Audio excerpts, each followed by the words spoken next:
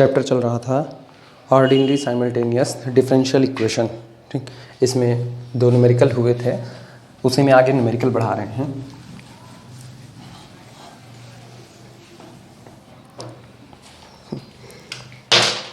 Problem note करना।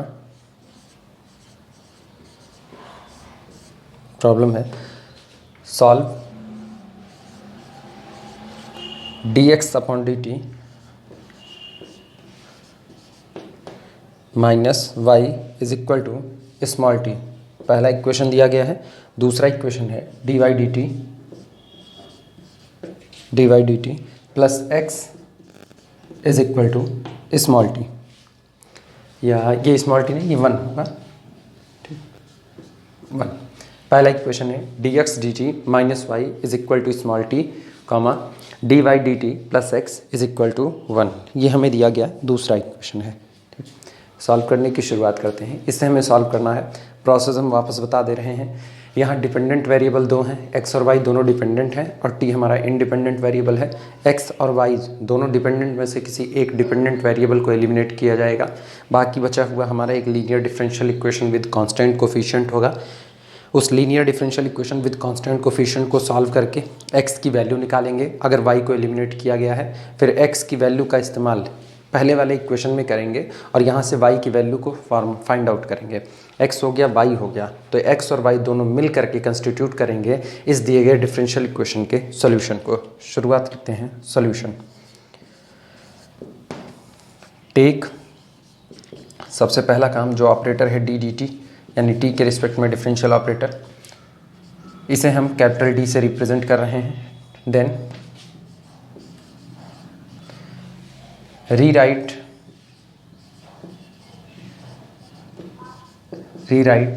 given equations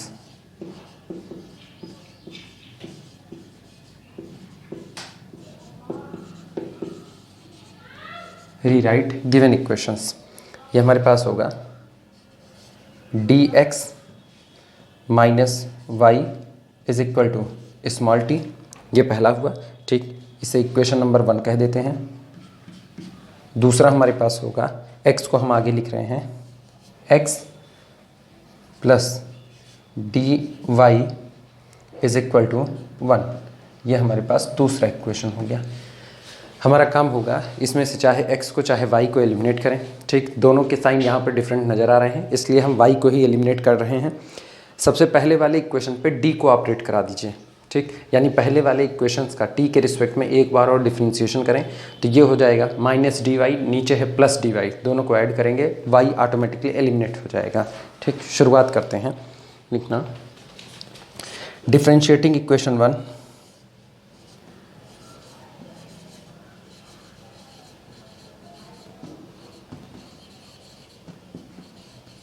differentiating equation 1 with respect to t, we get पहले equation को differentiate कर रहे हैं तो हमें मिलेगा, एक बार डिफरेंशिएशन हुआ है, एक बार और कर रहे हैं, दो बार डिफरेंशिएशन x का d2x minus d y is equal to t का t के रिस्पेक्ट में डिफरेंशिएशन 1। ये मिल गया। ये हमारे पास हो गया इक्वेशन नंबर 3। ये तीसरा इक्वेशन हमारे पास आया। ठीक, अब इक्वेशन नंबर 3 को और इक्वेशन नंबर 2 को, इन दोनों को एक साथ लेकर के सॉल्व करते हैं। ठीक, हम लिख रहे हैं equation 2 plus equation 3 give. Equation number 2 और इक्वेशन नंबर 3 को ऐड करते हैं। जब इक्वेशन 2 और इक्वेशन 3 को ऐड करेंगे तो dy और माइनस dy ये दोनों एक दूसरे से कैंसिल आउट हो जाएंगे। यहाँ पर बचेगा d2x प्लस x, हम x को बाहर ले रहे हैं, d2 प्लस 1x यहाँ से आएगा हमारे पास, यानी कि d2 प्लस 1 ब्रैकेट में ये ऑपरेट कर रहा है x के ऊपर। ये दोनों कैंसिल आउट हो चुके हैं, 1 plus 1 that is equal to 2, this is equal to 2। ठीक, ये हमारे पास आया इक्वेशन नंबर 4। इक्वेशन नंबर 4, और अगर देखा जाए तो इक्वेशन नंबर 4 एक लीनियर डिफरेंशियल इक्वेशन है विद कांस्टेंट कोफिशिएंट, लिख देना, विच is linear differential equation with constant coefficient और हमें इसे सॉल्व करना आता है। ठीक, शुरुआत करते हैं इस linear differential equation with constant coefficient को सॉल्व करने की। हमारा काम पहला वही होगा, इसके लिए ऑक्सिलरी इक्वेशन को बनाना। ठीक, लिखना इसके बाद नो ऑक्सिलरी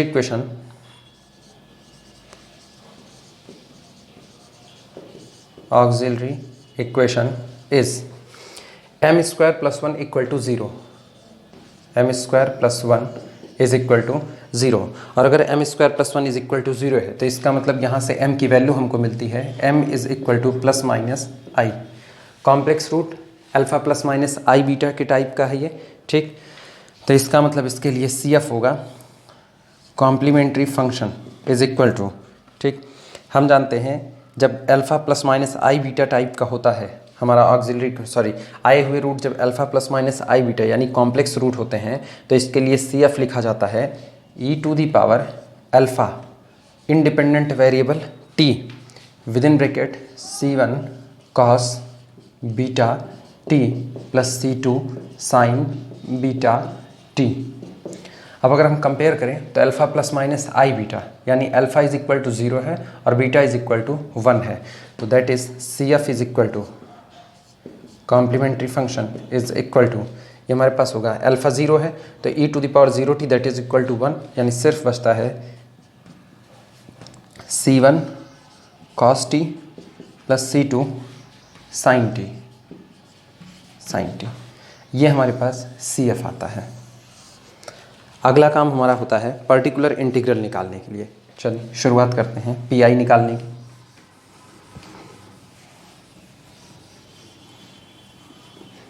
लिखना and PI particular integral is equal to 1 upon d square plus 1, ठीक, जो हमारे पास मौजूद था और ये ऑपरेट करेगा ऑन 2।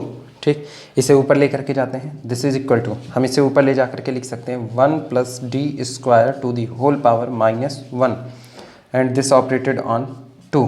हम इसे बाइनोमियल थ्योरम से एक्सपेंड कर सकते हैं और जब इसका बाइनोमियल एक्सपेंशन करेंगे तो हमें मिलेगा this is equal to 1 minus d square और इसी तरह आगे की टर्म, लेकिन हमें आगे की टर्म लिखने की कोई ज़रूरत नहीं है। रीज़न, जिस वक्त ये 2 पर ऑपरेट करेंगे 2 एक कांस्टेंट है, 2 into 1 that is equal to 2, लेकिन आगे के सारे कैसे होंगे, 0 होंगे, तो इसका मतलब PI हमारे पास जो आ रहा है वो है 2, ये PI आया।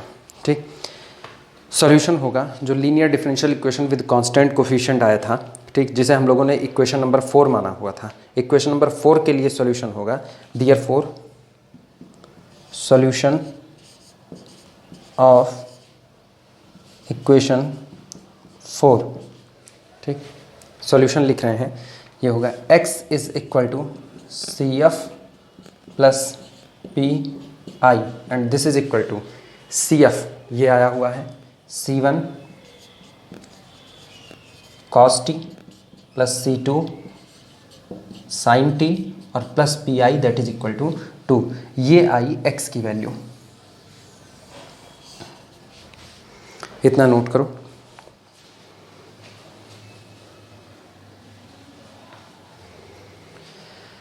हमारा अगला काम होगा y की वैल्यू को निकालना। y की वैल्यू को निकालने के लिए हम वही इक्वेशन नंबर 1 जो शुरू में हमारे पास मौजूद थी, हम इक्वेशन नंबर 1 की तरफ देखते हैं। तो अगर इक्वेशन नंबर 1 देखो तो वो है dx dt minus y is equal to t. यहाँ से अगर हम y की वैल्यू को निकालना चाहें तो आराम से निकल सकता है, लेकिन हमको इस x से dx dt भी चाहिए होगा। तुरंत हम इसे डिफ्रेंशिएट करके dx dt कैलकुलेट कर लेते हैं। लिखना दिस implies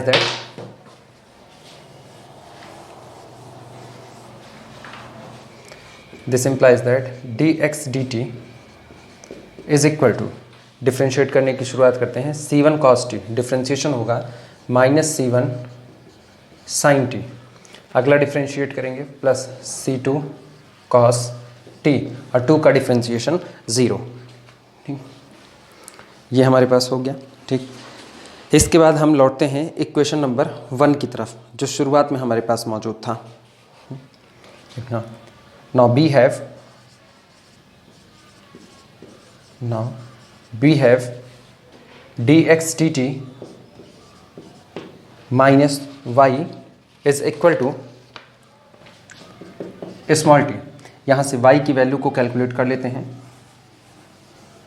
यानी दिस इम्प्लाइज दैट y को इधर ले जाते हैं, t को इधर लाते हैं, तो y is equal to d x d t plus small t, sorry minus small t. बस उठा करके डी एक्स डी टी की वैल्यू रख दें, y की वैल्यू हमें मिल जाएगी। लिखना this implies that y is equal to d x d t की वैल्यू रखते हैं, ये सामने मौजूद है, minus C1 sine t plus C2 cos t, ठीक, कि डी एक्स डी टी हो गया, और माइनस टी, ये वैल्यू हो गई y की। ठीक, हमारे पास x मौजूद है, y मौजूद है, x और y की वैल्यू एक साथ हमें दिए गए डिफरेंशियल इक्वेशन का सोल्यूशन देगी। लिख देना, x की वैल्यू को अगर कोई इक्वेशन ना माना हो तो इसे इक्वेशन नंबर हम कैपिटल A कह दे रहे हैं यहाँ पर, और इसे इक्वेशन नंबर कैपिटल B कह देते हैं, और लिखते हैं A and B constitute A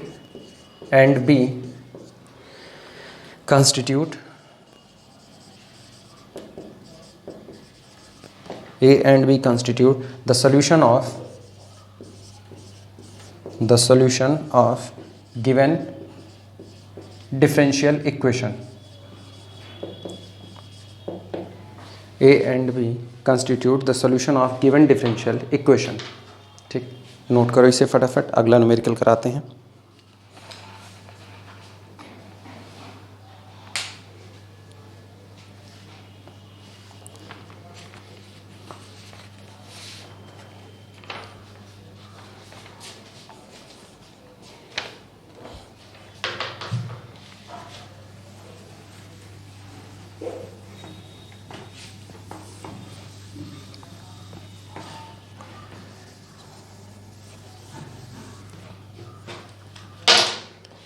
problem note करना अगली, ये एग्ज़ाम में पूछी गई प्रॉब्लम है, यूनिवर्सिटी ने इसको 2 बार पूछा हुआ है। Solve the simultaneous differential equation, solve the simultaneous differential equation हमें दी गई है d x d t plus d y d T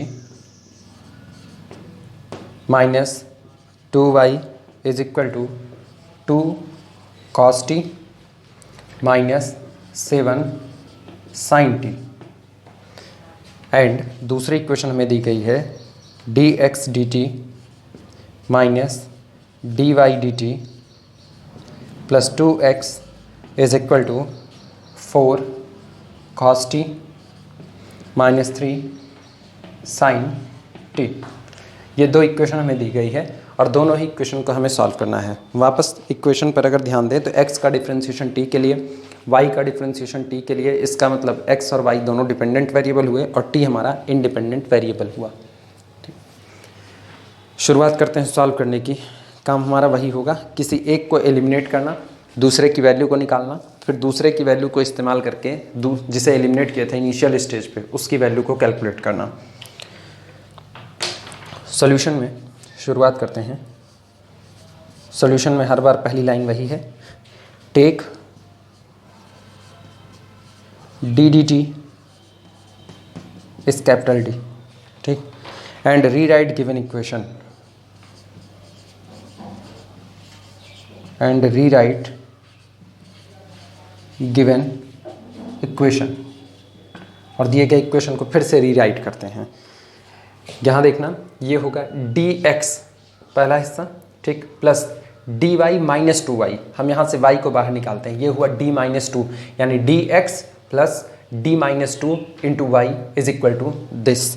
तो पहला इक्वेशन हमारे पास बन रहा है dx प्लस ब्रैकेट में डी माइनस टू वाई, हालांकि मुंह से बोलते वक्त इंटू वाई निकलता है, लेकिन ये इंटू वाई नहीं, ये d minus two operated on y है, क्योंकि अब ये एक ऑपरेटर के तौर पर काम कर रहा है, is equal to 2 cos t। लेकिन पक्के घड़े पर मिट्टी नहीं चढ़ती, बस इसीलिए गड़बड़ी है कि इंटू मुंह से निकलता है, -7 sin t। बचपन से जो आदत पड़ी हुई है वो आदतें जाएंगी कहाँ। इक्वेशन नंबर 1, ठीक। दूसरे वाले में आते हैं। दूसरे वाले में देखा जाए तो dx प्लस 2x, वापस x को बाहर किया, d plus 2 operated on x, तो यहाँ हुआ हमारे पास d plus 2 operated on x, और यहाँ से minus dy is equal to बाकी बची हुई चीज़ें 4 cos t -3 sin t। ये इक्वेशन नंबर 2। ये दोनों इक्वेशन हमारे पास वापस बन गए। मेरे पास फिर अगला काम वही होगा करने के लिए कि हम साइन अगर देखें तो यहाँ प्लस यहाँ माइनस, इसका मतलब y को एलिमिनेट किया जाए, y को एलिमिनेट करने के बाद x की वैल्यू को निकाला जाए, ठीक। शुरुआत करते हैं एलिमिनेशन करने की। पहला काम ये होगा, पहले वाले इक्वेशन में ऑपरेटर d को ऑपरेट कराया जाए और दूसरे वाले इक्वेशन पर d-2 को ऑपरेट कराया जाए, तो यहाँ हो जाएगा d-2, यहाँ हो जाएगा d-2, और दोनों एक दूसरे को कैंसिल आउट कर देंगे।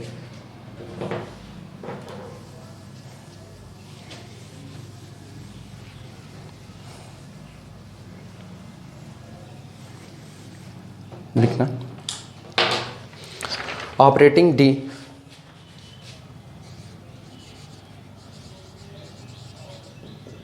Operating capital D upon equation 1 and d-2 upon equation 2। Equation number 1 पर कैपिटल D का और इक्वेशन नंबर 2 पर d-2 का ऑपरेट कराने पर, ठीक।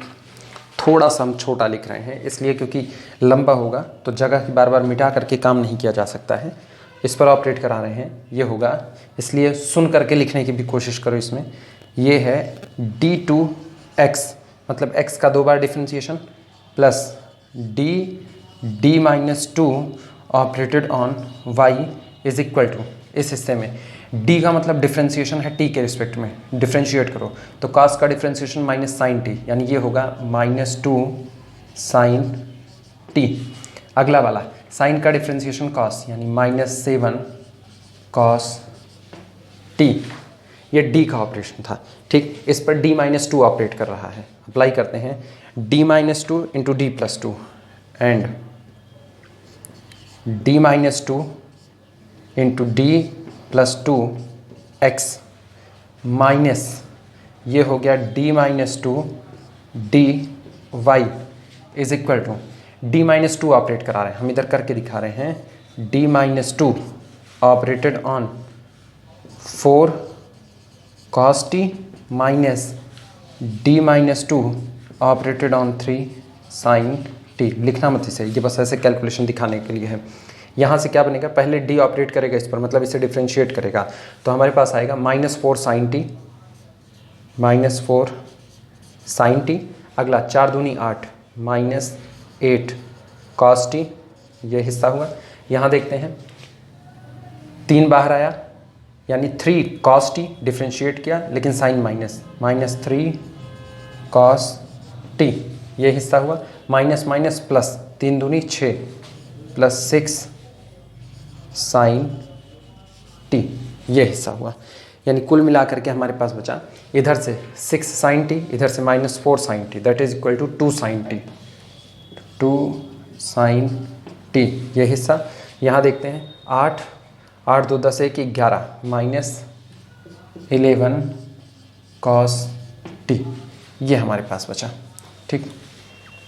अब अगला काम हमारा ये होगा, इन दोनों को ऐड कर देना। ऐड करते हैं इसको, इसे ऐड करेंगे तो ये तो पूरा कैंसिल आउट हुआ। यहाँ कितना बचा उसे देखते हैं। ब्रैकेट में हमारे पास बच रहा है d² d-2 d+2 that is equal to plus d² -4 और ब्रैकेट के बाहर x, ए स्क्वायर माइनस बी स्क्वायर। ठीक, ये हिस्सा कैंसिल आउट हुआ। दिस इज इक्वल टू, इन्हें ऐड करो, ये दोनों एक दूसरे से कैंसिल आउट हुए। 11 7 18 -18 cos t, ये हमारे पास बचा। D square that is equal to 2d square. ठीक, तो यहाँ से 2d स्क्वायर, यहाँ से -4, 2 को कॉमन कर सकते हैं। 2 को कॉमन करके इधर से कैंसिल आउट किया, यानी हमारे पास बचा दिस इम्प्लाइज दैट, 2 कॉमन किया तो ये बच गया d square -2 and this operated on x is equal to -9 cos t।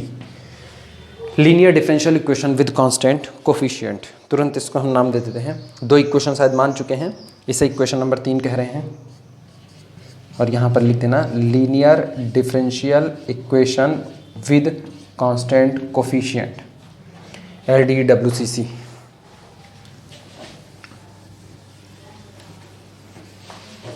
ठीक, इतना लिखो। हो सकता है इसमें फ्लैश की कहीं पर चमक आ रही हो, तो जहाँ फ्लैश की चमक आएगी वहाँ पर सुन करके लिखने की कोशिश करना। चलो, इसके लिए CF और PI दोनों कैलकुलेट करते हैं। पहली बारी है CF की, या ऑक्सिलरी इक्वेशन बनाते हैं। Auxiliary equation, this implies that auxiliary equation, ठीक, m square -2 is equal to 0 implies that अपने पास मिला m is equal to plus minus √2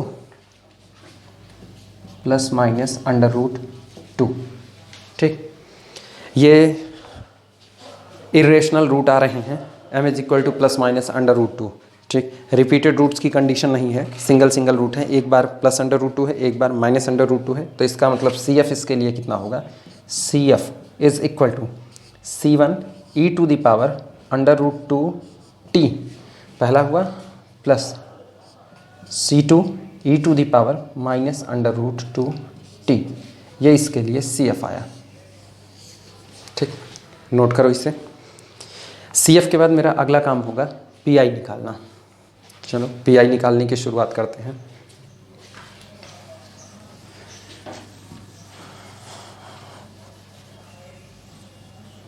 ठीक, PI particular integral is equal to, काम करने का हमारा तरीका वही है PI निकालने का। ठीक, जो ऑपरेटर हमारे पास था d स्क्वायर -2, इसी से 1/d स्क्वायर -2। ठीक, ये ऑपरेट करेगा दूसरी तरफ, कैपिटल Q की जगह पर ये है -9 cos t, -9 cos t।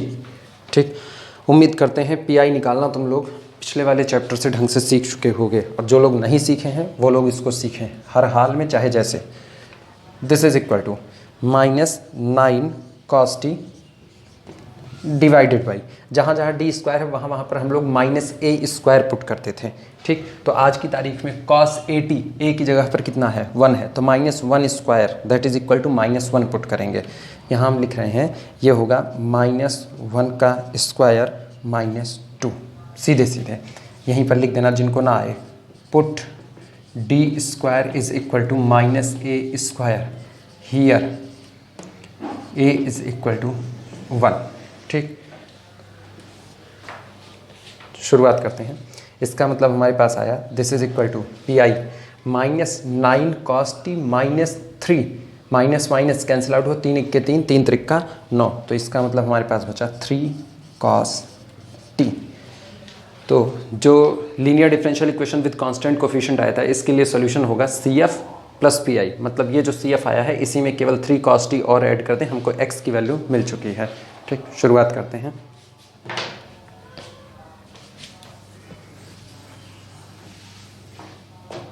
लिखना सॉल्यूशन, शायद उसे इक्वेशन नंबर 3 माना गया था, जहाँ पर linear differential equation with constant coefficient निकला था। Solution of equation 3 is x is equal to CF plus PI implies that x is equal to CF C1 e to the power √2t plus C2 e to the power minus √2t। ठीक, और plus 3 cos T.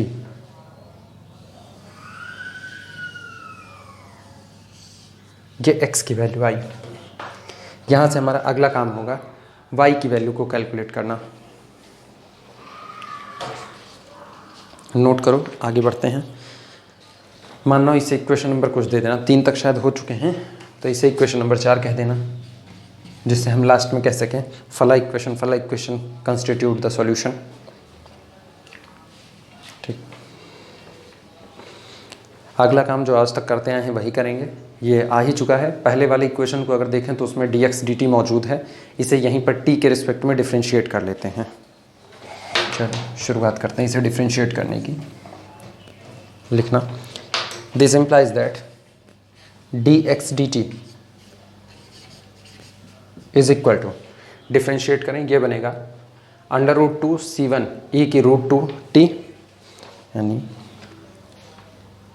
√2 c1 e to the power √2 t। इस हिस्से से minus के साथ आएगा, minus √2 c2 e की power minus √2 t, और ये हो जाएगा -3 sin t। ये वैल्यू हुई dx dt की। अब इस dx dt की वैल्यू का इस्तेमाल करेंगे सबसे पहले इनिशियल स्टेज में मौजूद इक्वेशन में।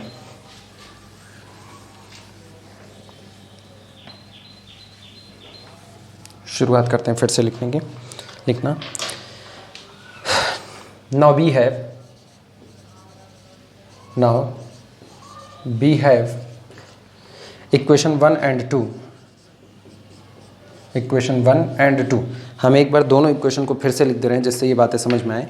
इक्वेशन नंबर 1 हमारे पास था dx plus dy minus 2y। हम ब्रैकेट में नहीं लिखे, इस बार पूरा ओपन करके लिख दिए हैं जिससे ये कैंसिल आउट करने में आसानी हो। This is equal to 2 cos t minus 7 sin t। ये हमारे पास इक्वेशन नंबर 1 था। इक्वेशन नंबर 2 हमारे पास था dx plus 2x minus dy। इसे थोड़ा सा खिसका करके लिख दें। ये हमारे पास था dx प्लस 2x, ठीक, माइनस dy, और is equal to 4 cos t minus 3 sin t। ये हमारे पास वहाँ पर मौजूद था। ठीक,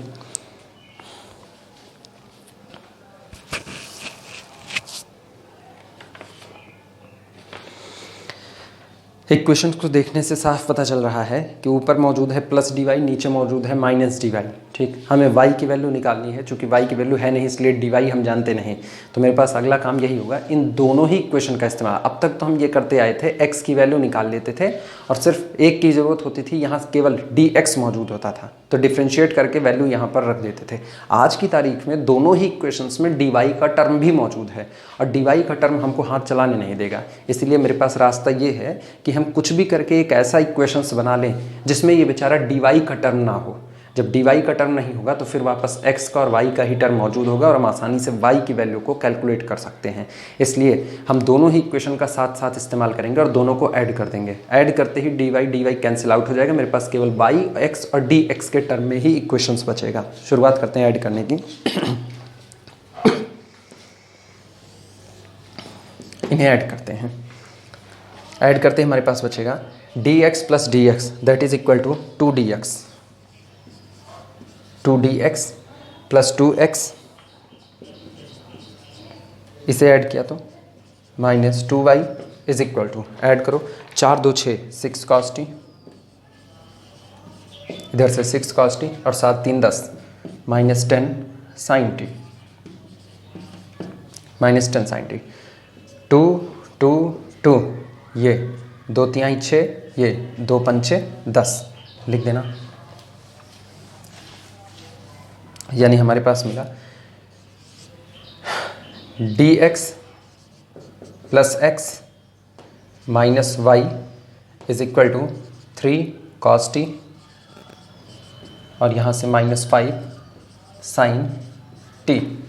y की वैल्यू यहाँ से आसानी के साथ कैलकुलेट हो सकती है। ठीक, लिख देना, this implies that y is equal to y को उधर ले करके जो बाकी सबको इधर लाओ, तो ये हो जाएगा y इज इक्वल टू, सबको इधर ला रहे हैं, dx प्लस एक्स अपनी जगह पर बरकरार रहेंगे, dx को हम साफ सुथरा लिख देते हैं dx dt plus x minus 3 cos t plus 5 sin t। बस वैल्यू पुट कर दो, y की वैल्यू हमें मिल जाएगी। चलो बारी वाली वैल्यू रखते हैं। Implies that y is equal to dx dt, सामने मौजूद है dx dt under root 2 c1 e की under root 2 t minus under root 2 c2 e की माइनस अंडर रूट 2 t, ये हुआ। बाकी हिस्सा x की वैल्यू रखते हैं, तो plus c1 e to the power under root 2 t plus c2 e to the power minus under root 2 t, और यहाँ से प्लस 3 cos t। सारी वैल्यू पुट करो।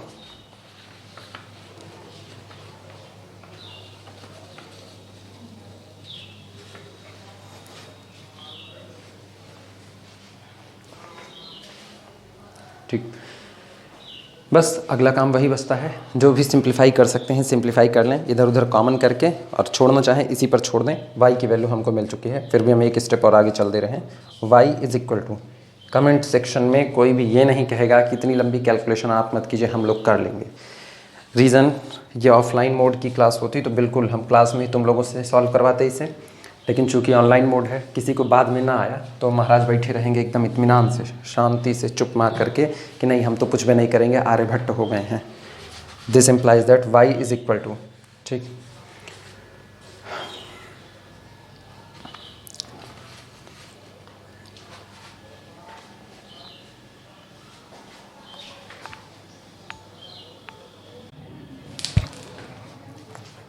इसमें शायद एक वैल्यू कहीं पर छूट गई है, मेरे ख्याल से dx dt की value under root 2 c1 e की root 2 minus under root 2 c2 e की माइनस रूट 2t, ठीक। हाँ, ये माइनस 3 sin t, ये हिस्सा छूट गया है, माइनस 3 sin t, हम इसको यहीं आगे लिख दे रहे हैं, माइनस 3 sin t, ये छूट गया था, ये आगे की क्वांटिटी आगे ही लिखना तुम लोग, sin t। अच्छा, आप ध्यान देना, बाकी हिस्सा ये पीछे वाला हिस्सा, इसको लिख देते हैं minus 3 cos t plus 5 sin t, ये हिस्सा लिख दिया, ठीक। इसका मतलब हमारे पास बचा y is equal to under root 2 c1 e to the power root 2t, यहाँ से इस हिस्से को देखना, और c1 का टर्म एक ये यहाँ पर मौजूद है, c1 e की under root 2t, c1 e के अंडर रूट 2t कॉमन करते हैं, अंदर बचेगा अंडर रूट 2 प्लस 1, यानी यहाँ हमारे पास आता है अंडर रूट 2 प्लस 1, ब्रैकेट के बाहर c1 e to the power under root 2t, ये हिस्सा हुआ, ठीक। इसी तरह से इससे और इस टर्म से c2 e की minus 2 minus under root 2t को कॉमन करते हैं, तो प्लस यहाँ पर आएगा, या माइनस को ही कॉमन कर लेते हैं, minus under root 2 minus 1 c2 e to the power minus under root 2t, ये हिस्सा हुआ। बाकी जो बचा उसे देखते हैं, तो यहाँ से minus 3 cos t plus 3 cos t दोनों कैंसिल आउट हुए, plus 5 sin t minus 3 sin t, यानी हमारे पास केवल और केवल बचेगा 2 sin t plus 2 sin t। ये एक टर्म छूट गया था, उसे नोट कर लेना, माइनस 3 sin t वाला हिस्सा dx बाई dt से माइनस 3 sin t, ये y की वैल्यू आती है हमारे पास। तो अब हमारे पास x भी हो चुका है, हमारे पास y भी मौजूद है, ठीक। हम वापस पढ़ दे रहे हैं इसे, y इज इक्वल टू हमारे पास आया हुआ है under root 2 plus 1 c1 e to the power under root 2t minus common किया हुआ है, तो अंडर रूट 2 माइनस 1, फिर ब्रैकेट के बाहर c2 e to the power minus under root 2t और प्लस साथ में 2 sin t। उसे इक्वेशन नंबर 4 माने थे x की वैल्यू को, इस y की वैल्यू को हम इतना हिस्सा है इक्वेशन नंबर 5 मान लेते हैं, इक्वेशन नंबर 5, ठीक।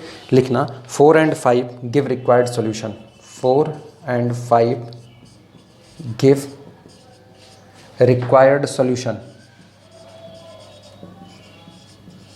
Give required solution. ये दूसरा इक्वेशन हुआ, इसे नोट करो फटाफट, आगे बढ़ते हैं।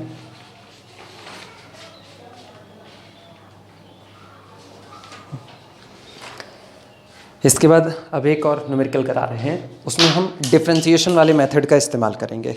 ठीक, मतलब ये मेथड भी उसमें, जो न्यूमेरिकल अगला वाला करवाएंगे उसमें ये मेथड एलिमिनेशन वाला भी काम करेगा।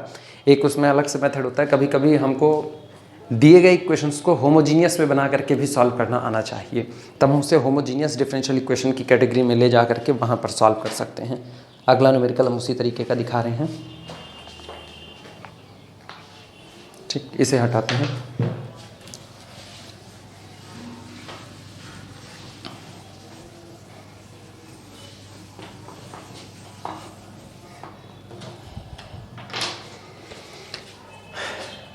मन कहे हेडिंग डाल देना, मन कहे वैसे ही लिख देना। Second method by differentiation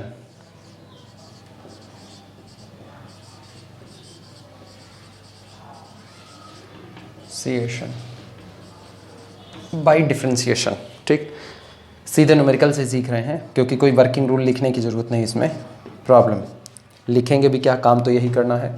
problem है dx dt plus 2/t x minus y is equal to 1। ठीक, दूसरा न्यूमेरिकल में दिया गया है, दूसरा equation dy dt plus 1/t bracket में x plus 5y is equal to small t। ठीक, ये दोनों इक्वेशन हमें दिए गए हैं और हमें इसे सॉल्व करके इसका सोल्यूशन निकालना है। काम मेरा वही होगा, x और y की वैल्यू निकालना, उसके बाद हम बोल देंगे x and y constitute required solution. ठीक, शुरुआत करते हैं इसे। सॉल्यूशन। ठीक, यहाँ से हम ये पहले ही थीम बता दे रहे हैं, यहाँ पूरा का पूरा एम होगा इसको किसी भी तरीके से ले जा करके होमोजीनियस डिफरेंशियल इक्वेशन में ट्रांसफॉर्म करना। उसके लिए अगर याद हो तो होमोजीनियस का हमने फॉर्म लिखाया हुआ था। होमोजीनियस का फॉर्म होता है x to the power n dny dx की n प्लस x की n minus 1 dn minus 1y dx की n minus 1 so on x की n minus 2 dn minus 2y dx की n minus 2 up to so on. इस तरीके का form होता है। ठीक, इसे भी वहीं पर लेकर के चलते हैं। लिखना, given equation can be written as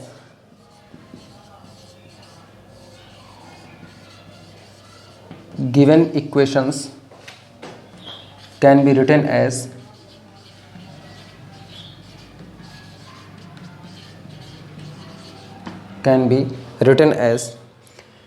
पूरे में t का मल्टीप्लाई कर दो, दोनों ही इक्वेशंस में t का मल्टीप्लाई करते हैं। तो t का मल्टीप्लाई करते ही पहला वाला इक्वेशंस बनेगा t into d x d t.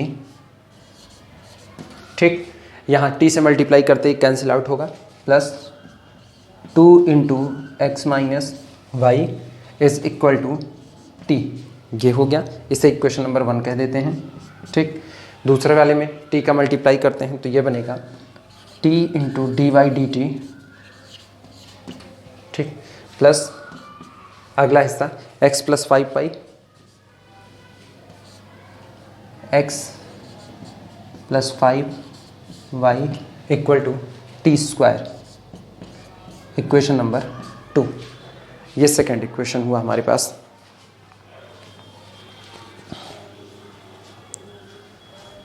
ठीक, अगला काम हम देखते हैं इसमें। यहाँ से देखा जाए तो हमारे पास जो 2 इक्वेशन मौजूद हैं उसमें जो सेकेंड इक्वेशन हमारे पास है वो है t into d y d t plus bracket में x plus 5y is equal to T square.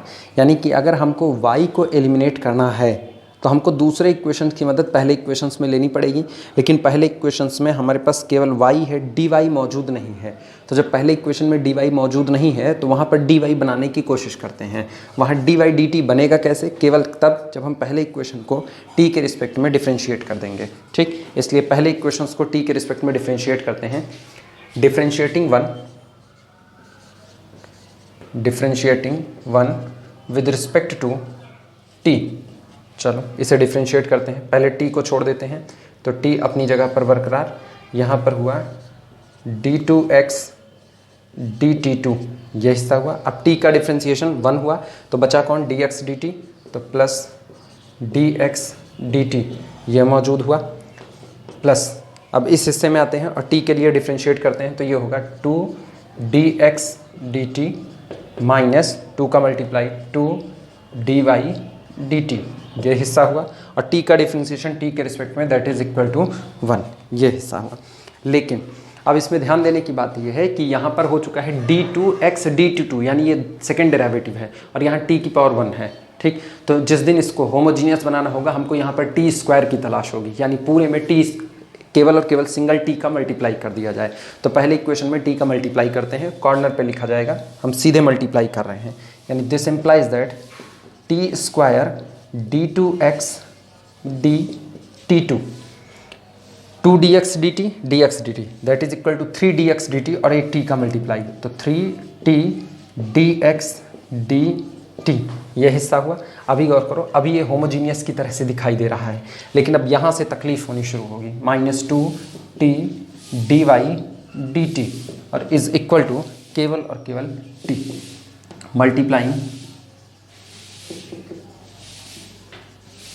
Multiplying by small T, ठीक।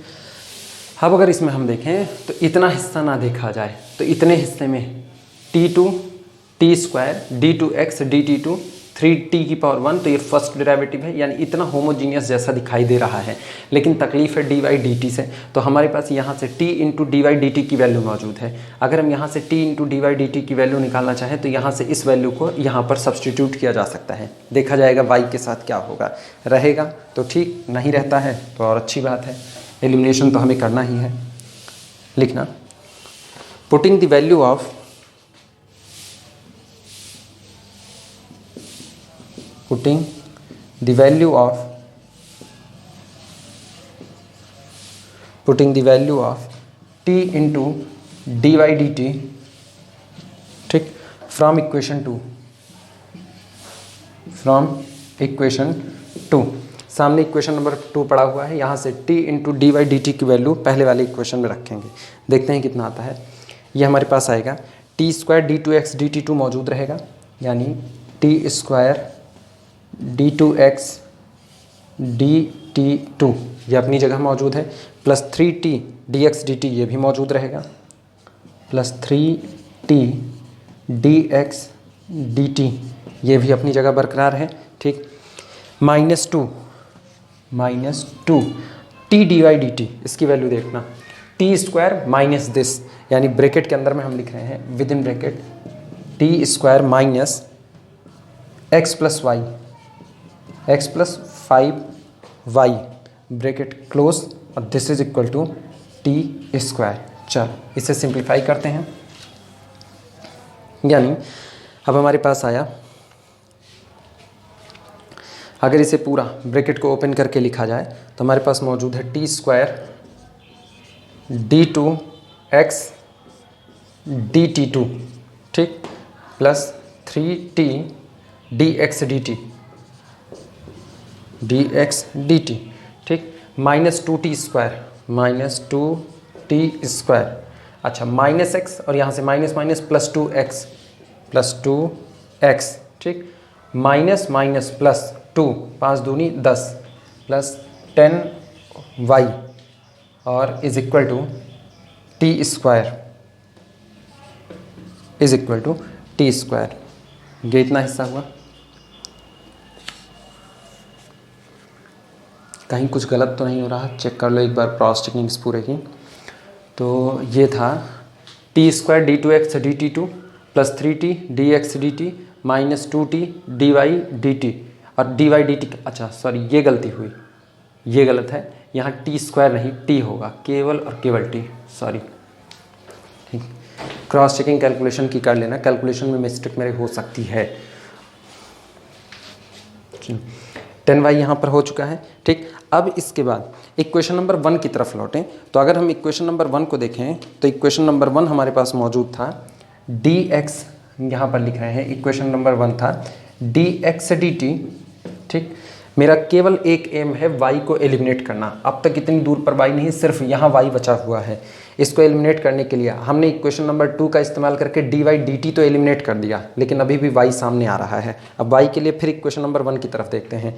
dx/dt plus 2/t। ठीक, या शायद हम लोगों ने मल्टीप्लाई करके लिखा हुआ था, तो मल्टीप्लाई वाला हम लिख देते हैं। वो था हमारे पास t इंटू dx/dt। ठीक, plus 2x minus 2y is equal to t। ये हमारे पास था। यहाँ से अगर हम देखें तो हमारे पास यहाँ से 2y की वैल्यू मौजूद है। 2y को इधर लेके जाएं तो दिस माइनस t, और इसमें केवल x और t इन्वॉल्व है, तो यहाँ से 2y की वैल्यू उठा करके यहाँ पर रख दें। इसको लिखा जा सकता है 5 इंटू 2y, और 2y की वैल्यू रखते पूरा टर्म केवल x और t के फॉर्म में आ जाएगा, बाकी सारे y के टर्म गायब हो जाएंगे। ठीक, यहीं से शुरुआत करते हैं लिखना। Putting the value of 2y, putting the value of 2y from equation 1। Equation number 1 से 2y की वैल्यू रखने पर, चलो शुरुआत करते रखने की। ये होगा t² d2x dt2, ठीक, प्लस 3t dx/dt। इसे हम हटा दे रहे हैं, dx/dt minus 2t² plus 2x, और इसको हम लिख रहे हैं प्लस 5 इंटू 2y, और 2y की वैल्यू यहाँ से रख देंगे। तो 5 into with in bracket 2y को उधर लेकर के जाए तो दिस माइनस t, यानी t इंटू dx/dt, ठीक, प्लस 2x माइनस t। ये हो गई 2y की value. This is equal to small t। बस इसको सिंप्लीफाई कर लें, हमें जो चाहिए वो हमें मिल चुका है। ठीक, शुरुआत करते हैं। ये होगा this implies that t² d2x dt2। ये इक्वेशन पुराने वाले तरीके से भी लग सकता है, उससे लगाने की कोशिश करना, बिल्कुल लगेगा। ठीक, t² d2x dt2, 3t dx/dt यहाँ से, और 5t dx/dt, 5 3 8, यहाँ से ये टोटल हो गया, प्लस 8t dx/dt। लिख दो उठा करके, प्लस 8t dx/dt, ये इतना हिस्सा। ठीक, t² वाला टर्म अकेला है। ठीक, t² वाले टर्म को बाद में उधर कर लिया जाएगा। अब इधर हम केवल होमोजीनियस वाले टर्म t² t⁻1। तो अब इधर वाले हिस्से में देखते हैं x वाले टर्म क्या आएंगे। x का टर्म यहाँ से 2x, और यहाँ से 5 दूनी 10x, 10 2 12, यानी कि प्लस 12x। ये इतना हिस्सा बना। बाकी जो बच रहे हैं उसको बराबर के दूसरी तरफ हम लिख दे रहे हैं। तो हमारे पास बच रहा है this is equal to minus 2t² है, उधर जाएगा तो प्लस 2t², ये हो गया, और प्लस यहाँ से माइनस 5t, और एक ये माइनस उधर गया plus 5t, that is equal to plus 6t। इस पर अगर गौर करें तो ये होमोजीनियस डिफरेंशियल इक्वेशन है, या क्या होमोजीनियस लीनियर डिफरेंशियल इक्वेशन लिख देना, which is homogeneous linear differential equation. और पुराने पिछले वाले चैप्टर में होमोजीनियस लीनियर डिफरेंशियल इक्वेशन को भी सॉल्व करने के रास्ते हमारे पास मौजूद हैं। अगर ना याद हो तो फिर याद दिला रहे हैं। जो इंडिपेंडेंट वेरिएबल होता था उसकी जगह पर हम e की पावर z सब्सटीट्यूट करते थे, यानी हम t बराबर e⁻z का सब्सटीट्यूशन करेंगे, और इसकी जगह पर d इंटू d-1 लिखेंगे। डिग्री 2 है तो d-1, सॉरी डिग्री कहने, हाँ t की डिग्री 2 है और इसका सेकंड ऑर्डर का डेरिवेटिव है, तो यहाँ पर d-1 रखेंगे, यहाँ पर d रखेंगे। यही अगर t³ d3x dt3 होता तो यहाँ पर सब्सटीट्यूशन याद होना चाहिए। पिछले वाली जस्ट इसके पहले वाले चैप्टर में उस बात को करवाया जा चुका है। ठीक, कि t³ पर क्या सब्सटीट्यूशन होगा, t² पर कितना होगा, 2 डिग्री। हम बोले हुए थे डिग्री जितनी है उससे एक कम का हिस्सा तोड़ करके लाते थे। डिग्री 2 है तो एक कम हिस्सा, यानी d-1 तक के में जाएंगे। चलो शुरुआत करते हैं, लिखते हैं put t is equal to e to the power z। ठीक, रखते हैं इसकी जगह पर d माइनस 1। ठीक, यहाँ से अच्छा x को हम पूरे में से बाहर ले रहे हैं, तो इसकी जगह t स्क्वायर d2 dt2, इसकी जगह d माइनस 1, तो t d dt की जगह पर केवल और केवल कैपिटल D। ठीक, और 8 साथ में रहेगा, प्लस 8d ये हिस्सा हुआ, और प्लस ये कांस्टेंट वाला हिस्सा 12, और ब्रैकेट के बाहर रह गया x। ठीक, दिस इज इक्वल टू बराबर जो बचा उतना लिख देते हैं 2, और t बराबर e की पावर z रखा गया है, तो t स्क्वायर बराबर e की पावर 2z, यानी 2 e to the power 2z ये हिस्सा हुआ, plus 6 e to the power z ये रहा। ठीक, चलो सॉल्व करते हैं फिर इसे भी आगे। यानी ये हमारे पास हो गया डी स्क्वायर, यहाँ से D square minus D plus 8d that is equal to plus 7d। ठीक, प्लस इस 12 को एज इट इज़ रहने देते हैं, 12 into x is equal to 2 e to the power 2z plus 6 e to the power z।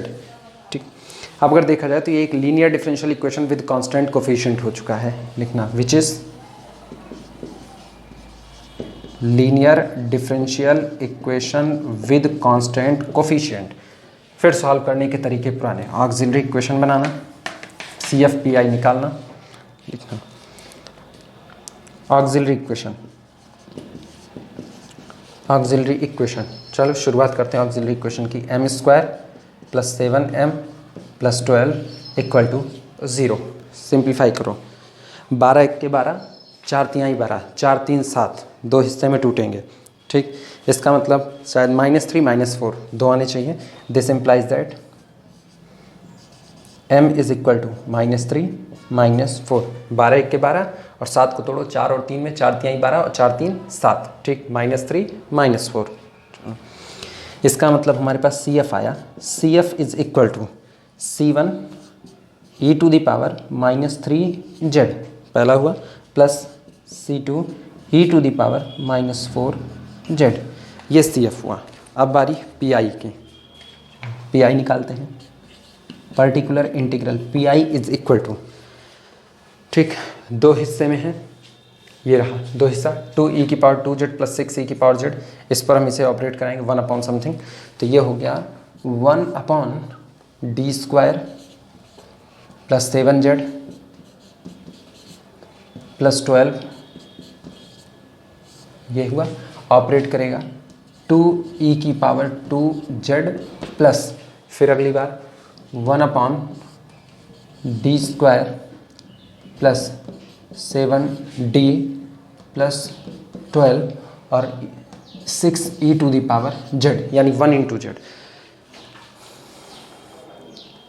अगला काम, जहाँ जहाँ पर d है उसकी जगह पर 2 रखेंगे, यानी यहाँ d की जगह पर 1 रखेंगे, तो ये बनेगा 2 दूनी 4, 12 4 16, 7 दूनी 14, 16 और 14 यहाँ से कितना होगा 30, और 2 1 के 2, 2 15 में 30। चल,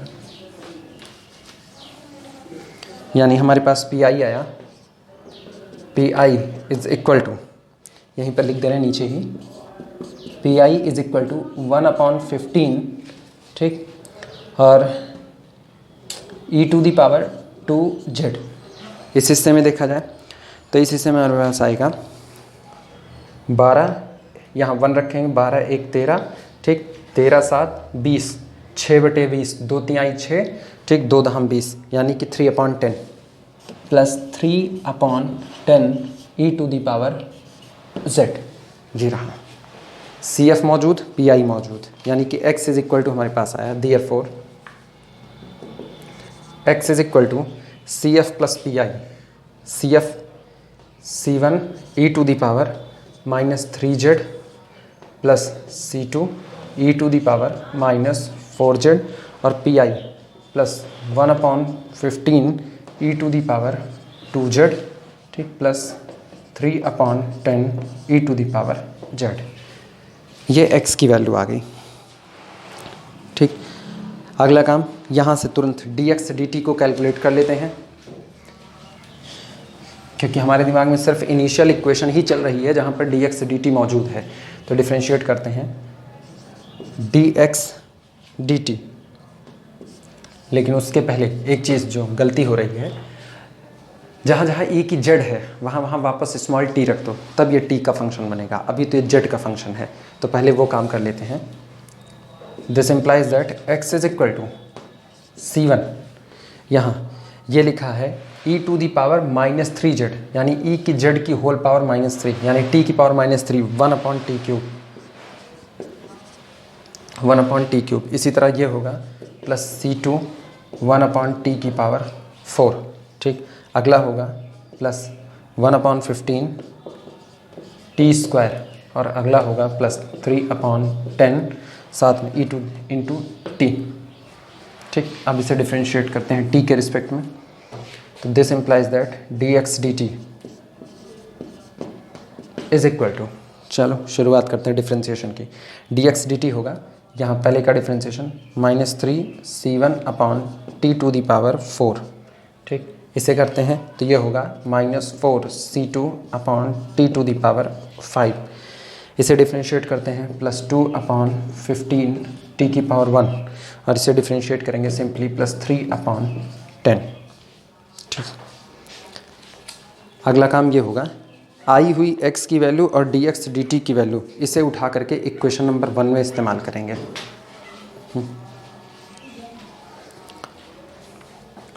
आगे का काम तुम लोगों के जिम्मे फिर होमवर्क के तौर पर ही छोड़ रहे हैं, ठीक। x का dx/dt का, इन दोनों का इस्तेमाल इक्वेशन नंबर 1 में करेंगे, यूजिंग दीज इन इक्वेशन 1। और इसे इक्वेशन नंबर 1 में इस्तेमाल करके y की वैल्यू को फाइंड आउट कर लेंगे।